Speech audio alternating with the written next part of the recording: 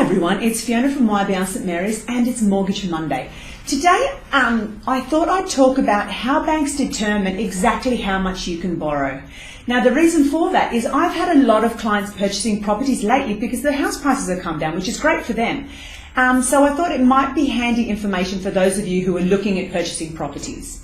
So there are three things that the banks look at, especially when they're looking at how much they can lend you. So first of all, income, of course, a regular income. Now, if you have an annual salary, they'll take 100% of that. However, if you receive commission or overtime or bonuses, they will not take 100% of those. They will take probably around 80%. It varies from bank to bank.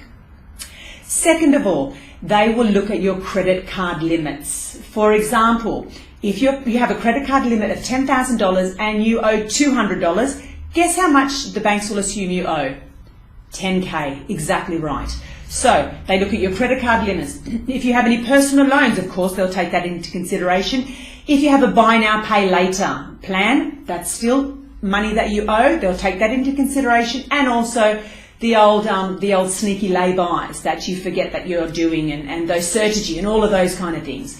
They're all the things that the banks will consider as a debt of something that you owe, and you need to remember that.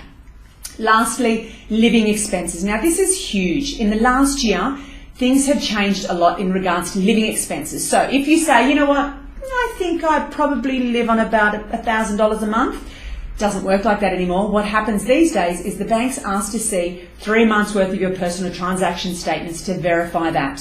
So you need to make sure that your living expenses are written down as to what they actually are, because otherwise the banks will pull you up and they'll end up lending you less based on even your living expenses.